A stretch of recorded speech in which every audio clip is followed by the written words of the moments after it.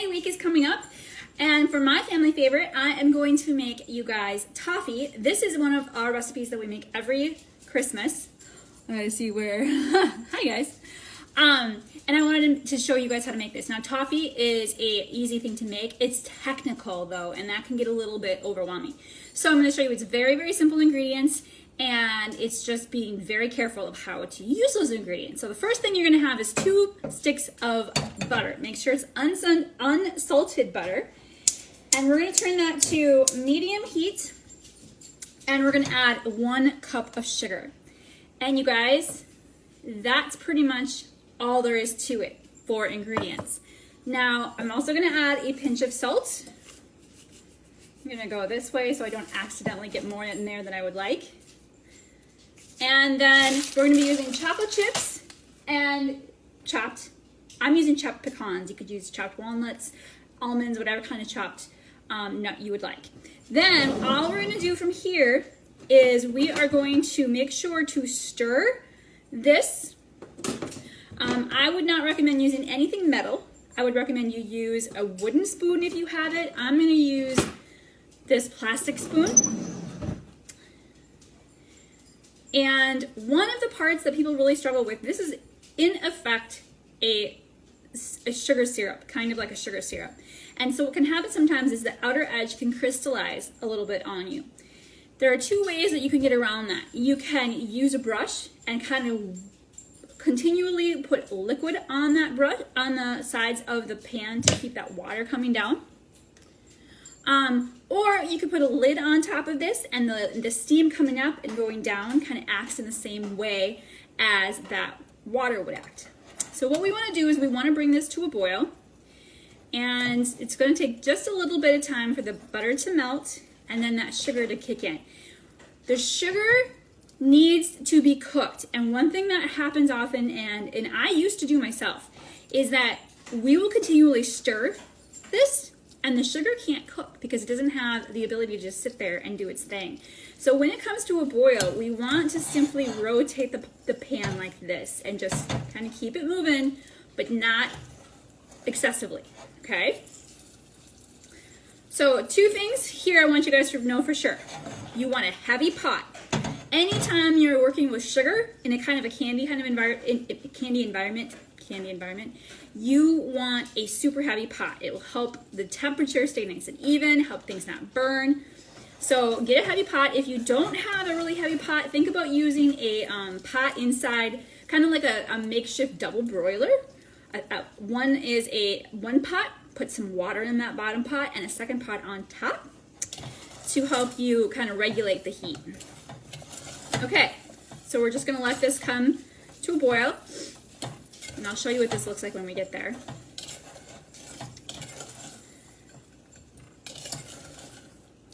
And again, if the sides of your pan are going to crystallize, and I'll bring you guys over here and show you what this all looks like, then we're going to take out, like I said, a brush, and we're going to brush it with water. That is one of the quickest ways to make sure that that does not happen for you. If you can at all, try to, when you stir, try not to stir up over your line of liquid. The more you move up the pan, the more chance you have of that sugar caramel or crystallizing on you. Okay, so we're just gonna let this come to a boil. And while we bring this up to temperature, it's currently right now, the butter is still not melted. I'm gonna get my water ready to go. I'm gonna use room temperature water. Hang on a second.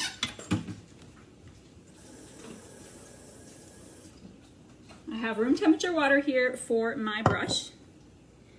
I'm gonna keep this going until, kind of keep stirring this until you get to, if you have a flat, they make these wooden spoons that have like a flat edge meant for those corners. Oh, I need to get my hands on one of those because that would be awesome. Wait for this butter to melt. Once this butter melts, I'll bring you over and show you kind of what we're working with. Okay, so heavy pan, a wooden or plastic spoon. Do not use metal. You're going to use a brush with some water if you need to keep the crystallized sugar from the sides, or use a cover to help with that steam kind of effect. One thing that might happen, it happens to people often, and it could happen to us today, is your butter and your sugar will separate out. It happens very often. When it does that, all we're gonna do is take it off the heat and stir, stir, stir, stir, stir, stir, stir until it comes back together, put it back on the heat, and keep caramelizing. Or we can add a couple tablespoons of very, very hot water to the mix. Both are good solutions for fixing when that happens, when that separation happens. Okay, I'm gonna show you where we're at and bring you guys over here for a second. Hold tight, it's gonna get a little awkward.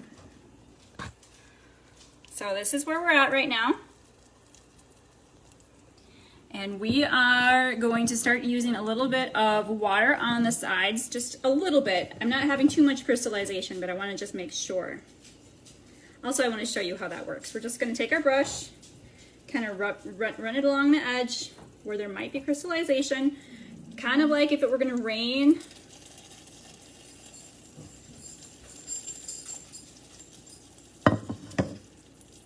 Kind of stir this occasionally so we don't have any burning. You want to make sure you use medium heat. My this burner tends to run a little bit hot, so I turned that down just a bit.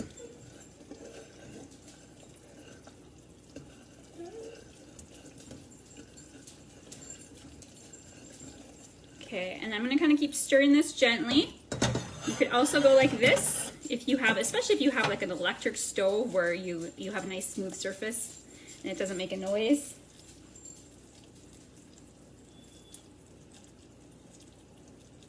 I'm sending a message to my son to come let the dog out.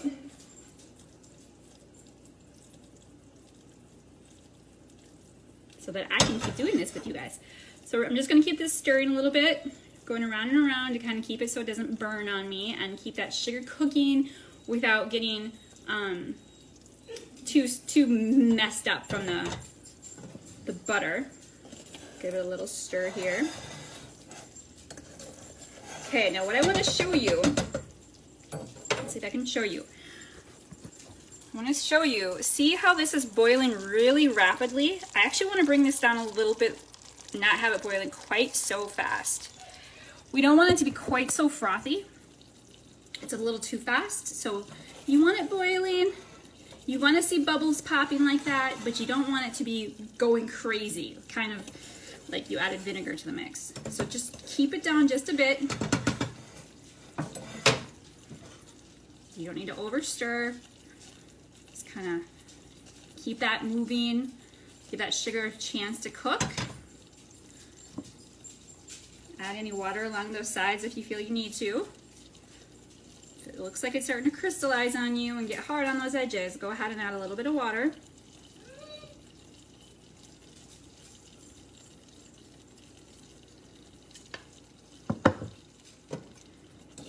Kind of keep it rotating. Give it a good stir every once in a while just to get into the crevices there. Give it a good stir. Keep it rotating. We're going to use our brush. Make sure it's not crystallizing on us.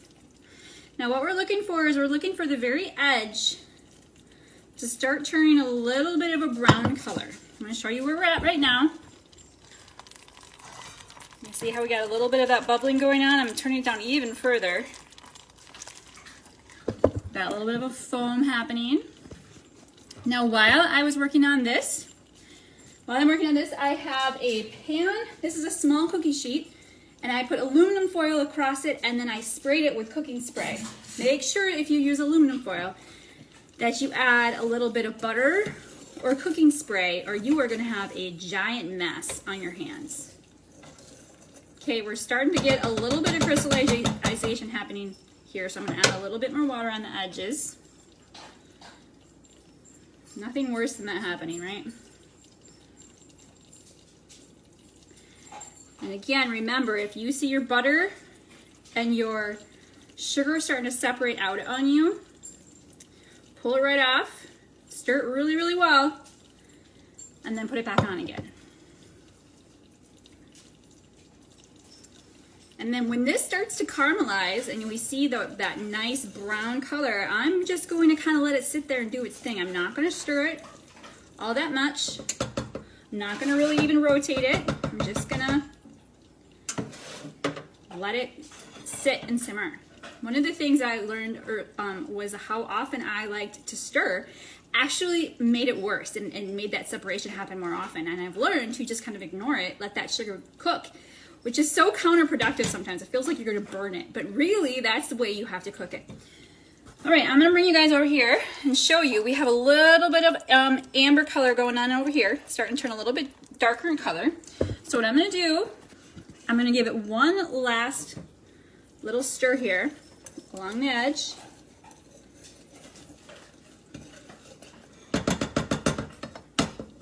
And then I'm going to give it one more brush of water. Make sure we don't have any crystallization happening here because we're almost done. That would be a bummer. Get this far along and have that happen would be a bummer. But you know, it can happen, so don't feel bad if it happens. It happens to everybody. I would say probably 1 out of 8 times I have something bad happen when I'm making toffee. It's really, really common. All right, now what I'm gonna do is I'm actually gonna sit here and let this go just like this, okay? I'm gonna sit here, I'm gonna chat with you, say hi, and I'm gonna let the sugar and the butter just sit here and cook and turn brown on their own without my interference. Occasionally, I'm gonna give it a little swirl just to make sure it doesn't burn on the bottom, but that's it. We're just gonna sit here, literally watch this stuff boil. I know. Just keep it at a nice little rolling boil where you're seeing a little bit of bubbles, but it's not everywhere. It's popping, but not going absolutely crazy. Just a little bit. Kind of like when you're popping popcorn and you're getting towards the end and you know it's almost time to be done, but you're still waiting for that, what is it, 3 seconds in between or something like that. You can still hear them pop, pop, pop, pop, but not crazy. That's kind of where you want it to be. Now it's going to take a little while. It's going to take several minutes for it to cook. So we're going to come back here in a little bit and see how it's doing, okay? Okay, so we're about 10, 12 minutes in. I want to show you we're getting really close. So let me show you first what this looks like. So you see how we are a real nice dark color here? It's getting real close. Now what I've done, and one of the tricks is if you want it to get to about 285 degrees, but a lot of people don't have candy thermometers. So instead, get yourself a glass of water with a bunch of ice. So it's ice water. And to test it, what we're going to do is we're going to take a spoonful out, like so. And we're going to drop it into our ice water. And we're going to let that cool. Gotta let that get in there a little bit. And then when it comes out, if it stays its shape, and it's not soft, it's the right texture, it's done. I'm letting mine go just a bit longer than done according to that, just because I want that color to be a bit darker. But I have to be real careful not to go too far, because then I can end up having it separate out on me. But I'm trying to get mine just a bit darker. All right, so let's take that out and see if this is the right cold. So I want you guys to see here. So this is a good, it's good and sticky. So I can take it out right now if I wanted to, and that would be done. That is good. But instead, I'm just gonna give it a little bit longer. And I'm gonna gently kind of keep it going so I can get that color even darker. You guys, it's so good. So good. And then what we're gonna do is we're just gonna pour this directly out onto our aluminum foil. Put chocolate chips on top of it. So I'm gonna put about a cup of chocolate chips, whatever you like, and they're gonna hit that warm toffee, and you're gonna just spread them out to melt. And then we're gonna put our nuts on top, and they're gonna stick when the chocolate hardens. Super easy. This is actually very easy. It's just, again, toffee can be a little bit technical. Now, in order to make caramel, It's very similar, except that you would add in some sort of a milk product into this to get that caramel texture. So toffee, we want it to be real hard and crisp. So it's made out of butter and sugar, and it hardens and breaks. But caramel is, of course, a little chewier, and that dairy is what helps keep that texture a bit chewier for you.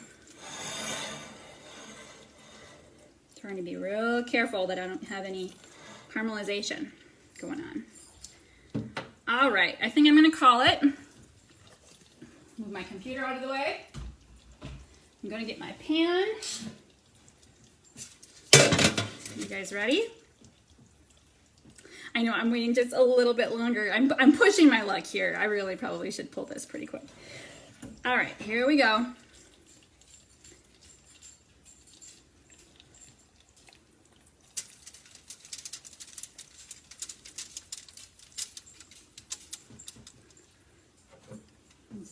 It's hardening as soon as it hits the pan. Now sometimes I will double this recipe to get a big old giant cookie sheet out of here. And then I'm just gonna kind of do one of these numbers. To kind of just pull it out a little bit. All right, where are you guys at? There you are.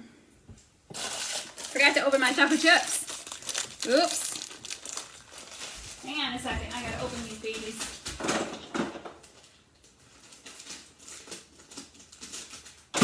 All right, so again, this is warm. I'm not actually measuring these, but you know, I'm using about a cup, so about half of this bag. The only thing I had was these off-brand chocolate chips. I would really recommend, if you're going to bother with making candy, that you go ahead and get the, you know, the good brand, the good stuff. And I know I have friends that like to make this with like different kinds of flavors of chocolate chips. I have a friend that loves to make it with espresso, but not my thing. So we'll do that. And then I have chopped pecans. They're my personal favorite, but use whatever kind you like. Some people like walnuts, some people like almonds.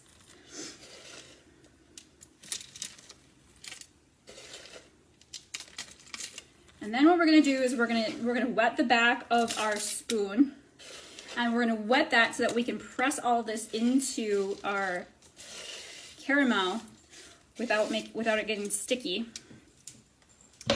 So get your spoon and that ice water that you had before, and then just press in. Here, let me go up here so you can see a little bit better. Keep it kind of wet. I gotta take it away from my candy, or I'm gonna accidentally spill it on my candy. I know myself well enough. And then kind of just press this all in. That water helps the spoon not stick to your candy. It's kind of the same process as when you're making Rice Krispies with your kids and you get a spatula and you get it wet. Same thing. Peanut butter. You have a wet spoon or a wet measuring cup. It's just that much easier to work with. All right. And now all we're gonna do is let this cool in the fridge. And when we're ready, when it's nice and hard, I'm gonna give mine about a day. After about 4 hours, it's probably good.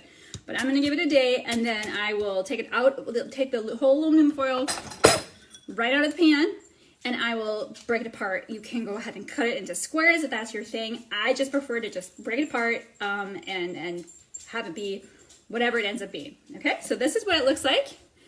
And then I will show you a picture when we have it broke apart. It's delicious, so good, classic Christmas candy. And if you've never tried making it, give yourself patience. Be prepared to remake that a couple of times, but it's easy to do. It's an inexpensive thing to make. So just keep practicing. Once you learn how to make it, you love the fact that you can make it. So keep trying. All right, you guys, bye.